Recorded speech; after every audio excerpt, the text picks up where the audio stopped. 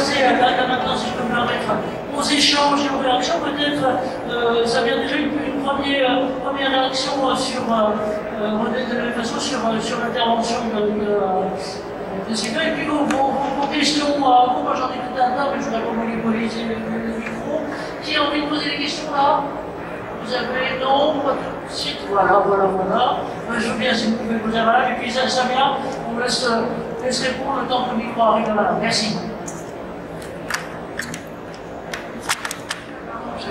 J'attendais la question. Monsieur, du coup, mais...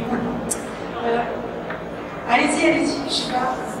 Du coup, pour la partie, oui, donc c'est bien. Pour l'intégration des capteurs, les DMS, du coup, c'est multifactoriel, je pense que je vous apprends rien. Mais est-ce que vous prenez en compte tous les autres aspects, du coup, environnementaux, température, etc., l'exploration, voilà, beaucoup de choses, les RPS aussi, est-ce que c'est des choses que vous avez complétées à vos études? C'est une excellente question. Parce qu'en fait, on se dit toujours, c'est bon, j'ai enregistré, ou c'est bon, j'ai des mesures objectives, et elles sont suffisantes. Sauf que des mesures objectives, sans avoir observé l'activité de travail, sans avoir posé des questions aux collaborateurs, sans avoir été plus loin dans l'observation de l'environnement de travail, de la situation de travail dans son ensemble, du collectif, finalement, les mesures, elles ne servent à rien. Donc, vous avez raison, c'est un premier travail qu'il faut nécessairement compléter avec de l'observation, de l'entretien au poste. Enfin, toutes seules, les mesures, elles ne le... Si, elles sont intéressantes, mais elles ne sont pas suffisantes. C'est une excellente question. L'outil n'est pas suffisant seul, en fait. Un mot là-dessus? Un mot sur la... sur la question, alors les modalités d'intégration de ce type de questions. Je me mettais aussi une différence entre la France et les autres pays sur... donc là, Oui, alors, concrètement, aujourd'hui, venir merger, venir agréger des informations qui sont disponibles au niveau des facteurs humains et au niveau de certains types de capteurs, c'est quelque chose, c'est un challenge sur lequel bossent pas mal de groupes avec lesquels on a l'occasion de progresser. Donc nous, nos semaines, vous avez compris, elles permettent une gestion de certaines situations, mais elles peuvent aussi être utilisées pour fournir d'autres types d'informations qui peuvent être complétées. Je vais peut-être dire une bêtise, mais peut-être qu'un jour on travaillera avec FM sur l'intégration de nos semaines qui fourniront un certain nombre de données, qui viendront compléter les données qui sont aujourd'hui disponibles, et puis qu'on travaillera peut-être avec d'autres startups qui se trouvent dans la salle, qui elles fourniront d'autres informations. Et là, sur le coût des travailleurs augmentés, on arrivera à avoir un flot d'informations beaucoup plus riche et beaucoup plus complet qui finira par apporter des informations encore plus riches à tous. Merci d'avoir posé la question parce qu'elle est absolument essentielle, qui est cette question d'utilisation des données.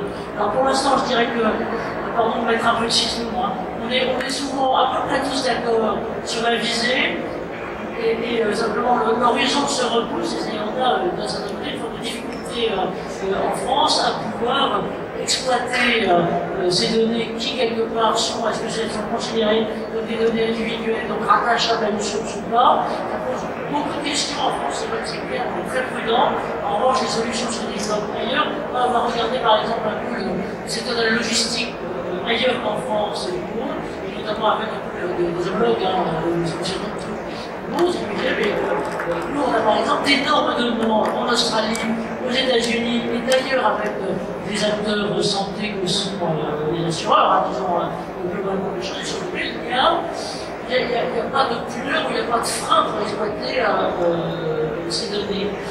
La grosse difficulté en France, et pardon de dire ça, c'est qu'on a tout un tas de questions, j'allais dire de temps en temps métaphysiques, de temps en temps opérationnelles dessus, et que le risque, ce garçon en question qui est français, qui a monté une certaine finalement, il est installé à Londres parce que ça lui permet d'ouvrir un marché international, et de dire de toutes ces façons, on aura des solutions qui vont malheureusement nous être bien avancées par ailleurs. Donc là, je pense que l'idée, c'est ce qu'on essaie de faire, par exemple, au cercle, en travaillant avec les en travaillant avec le CHU Nantes sur ce type de trucs, c'est de pousser, d'essayer d'avoir des expérimentations pour avoir à un moment une solution qui soit une solution française, qui ne soit pas à tout, encore une fois, nous avons déjà passé la technologie d'ailleurs.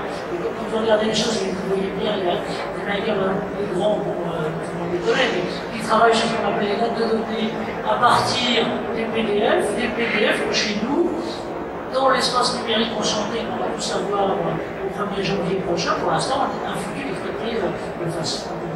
Pardon, très bien. Alors, on a 2 minutes pour conclure. Je demanderai peut-être aussi votre avis là-dessus, Samir, sur ces questions et de données, d'exploitation et de vigilance sur l'intégration. Je pense que ce sont de bons outils parce que pour parler à nos dirigeants, on a toujours besoin de chiffres. Donc, je pense que c'est intéressant d'avoir des chiffres, à la fois pour leur demander aussi d'investir sur des solutions. Donc voilà, c'est toujours intéressant de quantifier des choses. Par contre, effectivement, vous avez raison de le soulever, vigilance, les chiffres ne se suffisent pas à eux-mêmes. Voilà. Ce serait ma conclusion. En tout cas, une bonne chose, et merci, c'est ces expérimentations que vous menez avec, au sein de vos propres structures et avec des finalités. Ils ont des finalités de pilotage ciel. Vraiment, c'est pas là-dessus. Sur la partie purement RGPD, complètement, nous on a pris le parti de partir sur une privacy by design, que ce soit au niveau de l'électronique, au niveau de la gestion des données.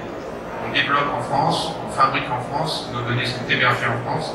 Alors effectivement, ça impose quelques contraintes qui sont plus fortes que dans d'autres pays. Finalité de traitement, toutes ces règles, on doit les respecter.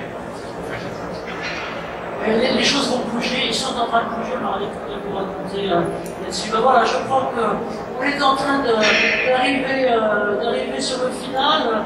On va remercier nos intervenants, remercier l'association INF et son président de nous porter sur ces voies d'innovation et de vous dire à tout bientôt. Un mot, Monet? Oui, merci beaucoup. Merci beaucoup aux intervenants. Je pense que là, on est sur des sujets tout à fait actuels et que, effectivement, ça ne fait que commencer. Je crois qu'il y a toutes sortes de types de capteurs qui peuvent être utilisés, qui sont performants en fonction des utilisations. Et ce qui est important, ça sera également d'œuvrer dans le sens du bien-être, donc en particulier des opérateurs. Je crois que ceci ne peut aller que dans le bon sens. Et effectivement, c'est un outil supplémentaire. Et par contre, il ne faut pas oublier l'humain. Vous avez dit, c'est très important. Merci à tous. Merci à vous. On propose pour les applaudissements.